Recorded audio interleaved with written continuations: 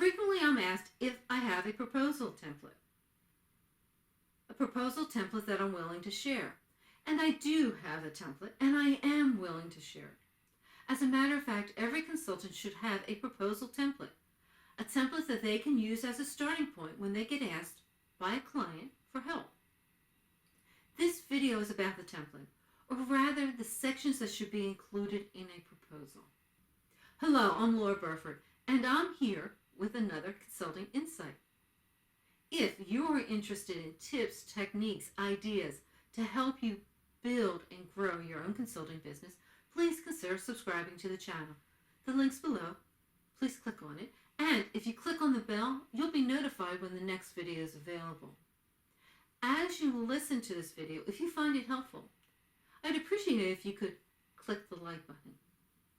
And as always, if you have any questions or comments, jot them down below in the comment section. I promise, I really do promise, I respond to every comment that somebody posts. Before I start discussing the various sections of a proposal, let me clarify something. A proposal letter or a proposal document is the culmination of all your hard work. And if you've done all the hard work, your homework, it is relatively easy to create. What do I mean by all your hard work? Your hard work is the building of a relationship with a person who's interested in working with you. They trust you. All your hard work is getting to know them and they're getting to know you. It's holding a discovery meeting, or if you want to call it a strategy meeting, to help you clarify what the client is looking for, to get answers to questions so that you can come up with an approach and a price. And then meeting with the client to hold what I call a consensus meeting. A consensus meeting is discussing how you would go about helping them. And talking and partnering to come up with an approach that works for them as well as you. You see, you don't create that proposal letter, or at least hand them that proposal letter or that proposal document until you've obtained consensus. With that clarification behind us, let's start talking about the sections of a proposal.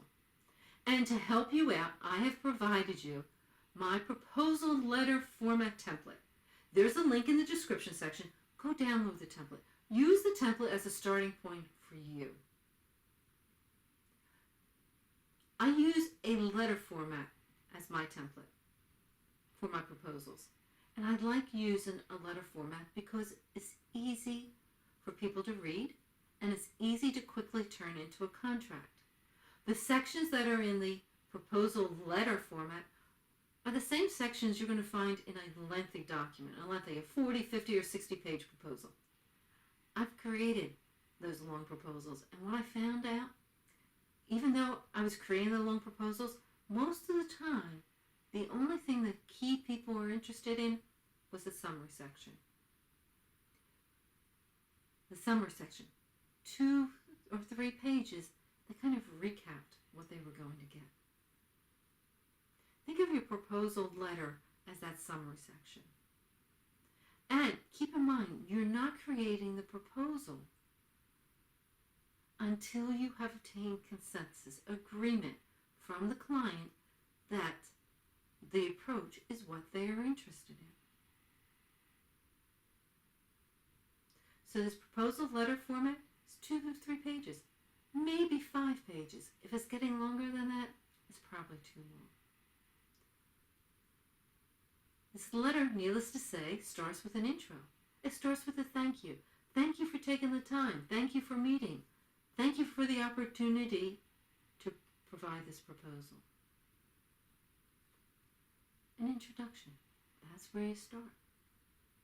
Section 1. Section 1 is background.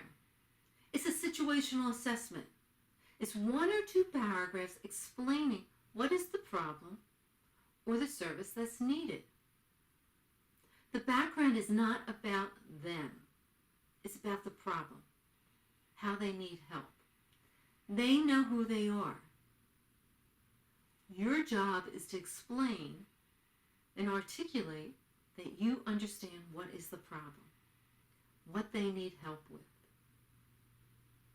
The second section, desired outcome. What are their goals? What are they trying to achieve? What are the pain points? Desired outcome.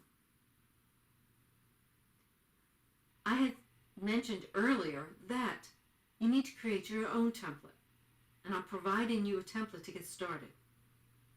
There are a number of times I take and I combine sections 1 and 2, background and desired outcome, together in a proposal because it makes sense. Use the template as a starting point and modify it accordingly. Section 3, the objectives. What are the objectives and success metrics for the project, for the initiative? These are determined by the economic buyer. And as you went through the discovery meeting and your consensus meeting, you made sure the two of you agreed on the objectives and the success metrics. Try to use the client's words as much as possible when you articulate the background, the outcome, and the objectives. Section 4, value. This is an iffy section because you don't necessarily need it. It is a must if you're using the value-based pricing model to determine your fee.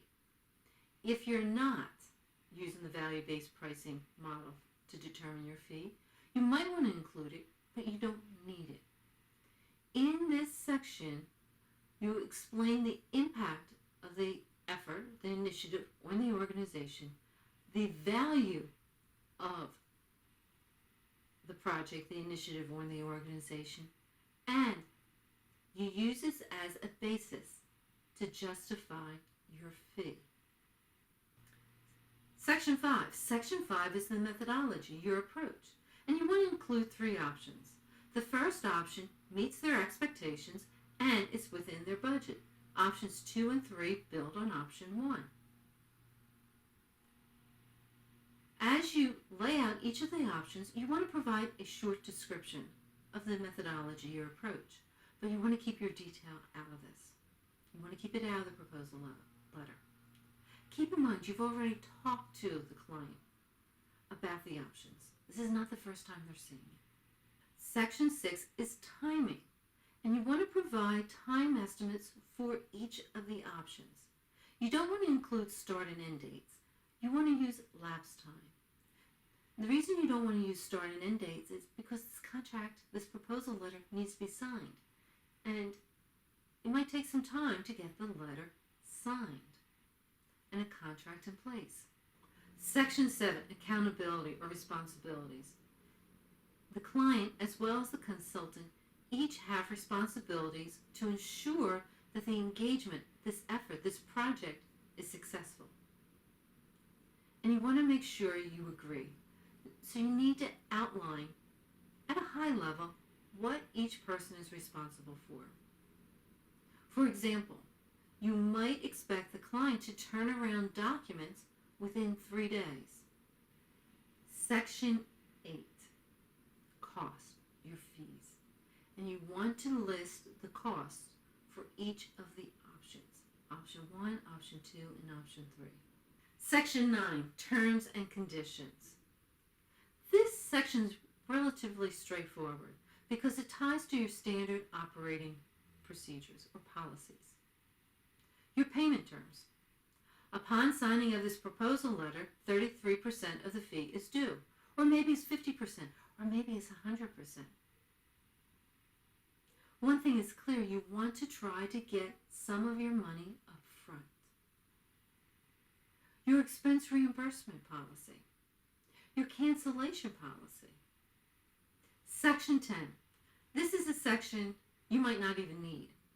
It's other. This ties to industry-specific needs. Section 11. The close and acceptance. You were gracious when you started the letter And you want to be gracious as you end the letter. And you want to include instructions for the economic buyer to sign this proposal letter and turn it into a contract. Sign it by selecting one of the options.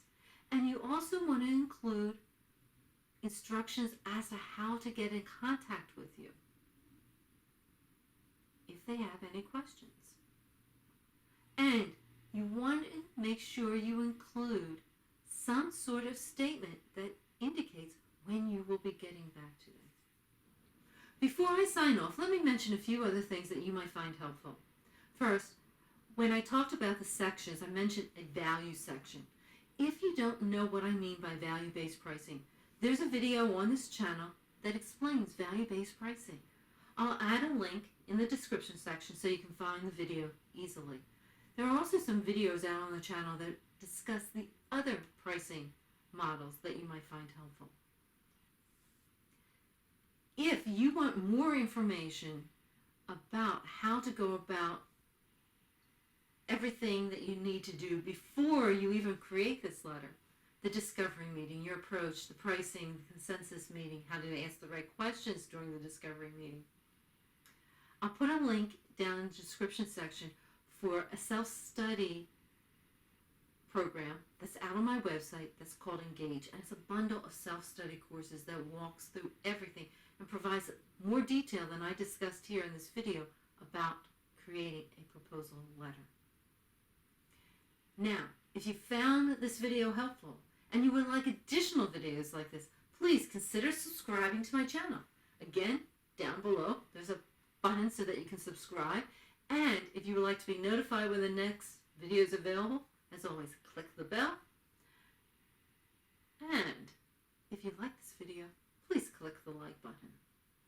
Until next time, please take care.